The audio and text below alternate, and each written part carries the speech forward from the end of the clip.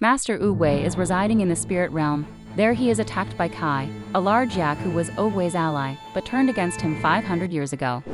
Oogway sent him to the spirit realm, where he collected the chai of every warrior there. He beats Oogway and takes his chai, turning him into a jade amulet which Kai wears on a belt along with the rest of the warriors. With Oogway's chai, he is able to open a portal to Earth. At the Jade Palace, Po, Tigress, Monkey, Mantis, Viper and Crane order lunch at Mr. Ping's noodle shop and then go back up the mountain. Po tries to get them to do a dramatic entrance into the palace and demonstrates by moving to kick open the door when Master Shifu appears in front of him. Shifu does a real dramatic entrance and then breaks the news that this will be his last day teaching and that from now on, Po will be their teacher. Po tries to shout out commands to the team to guide them through an obstacle course, but his commands only make them crash into the obstacles and each other. Po goes to a statue of Oogway and apologizes, and Shifu pops up next to him. Po tells Shifu that he is done with teaching, and Shifu tells him that Oogway named him the Dragon Warrior because he could do more than just fight. Shifu harnesses chai energy to make a flower bloom. Po says he'll never be a good teacher like Shifu, and Shifu replies that he's not trying to turn Po into himself, rather, he's trying to turn Po into Po. Po is thoroughly confused. Kai goes through the portal and lands on a farm. He tosses his jade amulets on the ground, and they turn into warriors. He instructs them to bring him Oogway's students. Po is at home taking a bath, and he gets interrupted by Mr. Ling, his adopted father. Po tells him what happened earlier and that he can't be a teacher. Mr. Ling tells him to take the job, and then Mr. Ling can sell noodles inside the palace. A pig pokes his head in and tells them that someone is about to beat Po's dumpling eating record. They go downstairs but can't see who is eating the dumplings. Once the record is broken, Po sees that it is another panda, bigger even than him. The panda introduces himself as Li Shan and tells Po that he is looking for his son that he lost many years ago. Po tells him that he lost his father when he was a baby. They wish each other good luck and start to walk away. The other animals in the restaurant shake their heads. Po and Li stop and look at each other again. They notice each other's green eyes and huge bellies and realize they're father and son. They hug each other and Po introduces him to Mr. Ling. Po was unsure what to call them since they're both his father. Lai teaches Po the belly gong, where they bump bellies together, and both bellies shake. Po asks an artist to make a sketch of him and Lai, but Mr. Ling puts himself in the picture. Lai tells Po that there is a secret panda village where he had been living, and that he got a message from the universe that Po would be here. Po leads Li outside to show him around, and Mr. Ling sadly looks at his Po action figure. Po takes Lai to the Jade Palace, and they both get winded climbing up the stairs. Po shows Lai all the cool artifacts in the Hall of Heroes. Shifu and the others walk in, and Po introduces his father.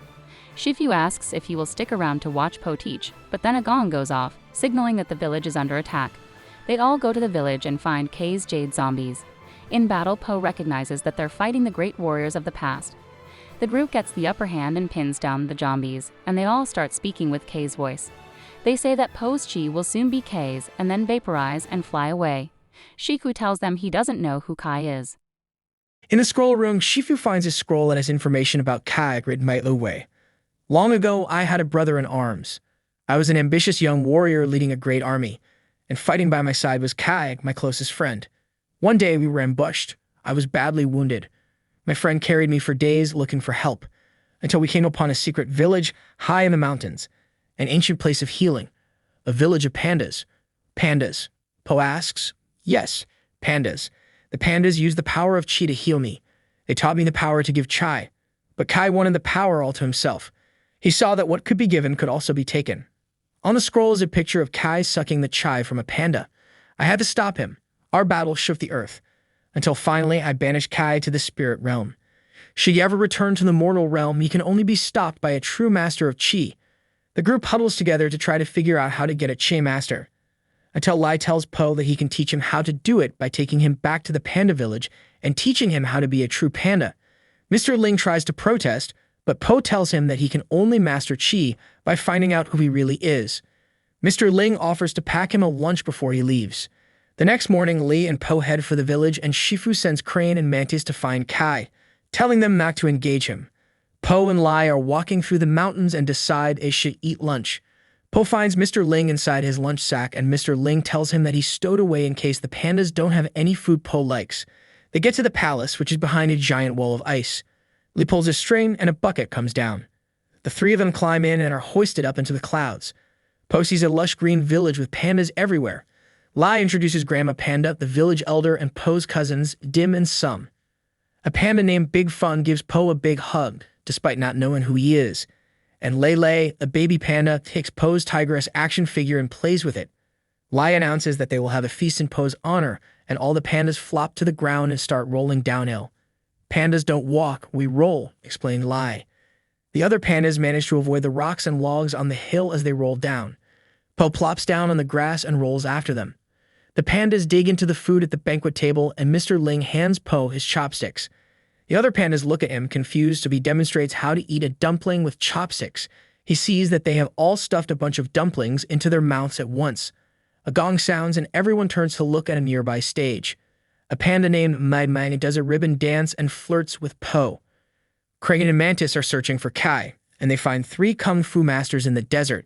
The group finds an abandoned ship, and the masters run in to attack, despite Crane's warning not to engage. Mantis hears them scream and jumps in to help. Kai steals all of their chai, turning them into jade. Crane flies in, but he soon meets the same fate. The next day, Po finds some pandas playing with a Jianzi, and he joins in and kicks it, sending it straight to Grandma Panda, conking her in the head. They quickly roll away. Lee points to Dim and Sum, standing next to 2 trees with a hammock strung between them. They get into the hammock, and then Lee pulls back the trees and launches them up the hill.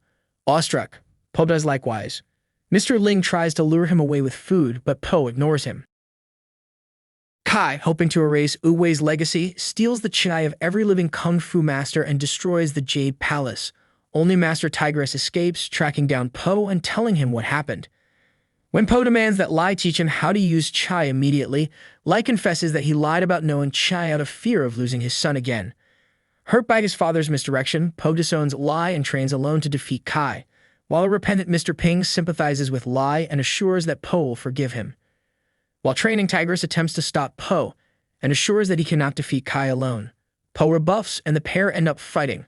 Po reveals his plan to Tigress to get hopefully close enough to Kai and put him in a wooxy finger hold, but Tigress informs him that will not work because of Kai's army, and he will never get close enough to use such a technique.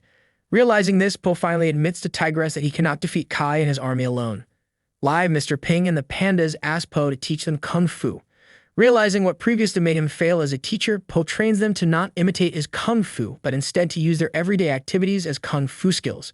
Between training, Po and Lai reconcile and both prepare for Kai's attack. Kai arrives with his jade zombies and attacks the village. Po's students fight them, distracting Kai long enough for Po to try the Wuxi finger hold technique to banish Kai to the spirit realm. Kai, a spirit warrior, reveals that the technique only works on mortals and savagely attacks Po.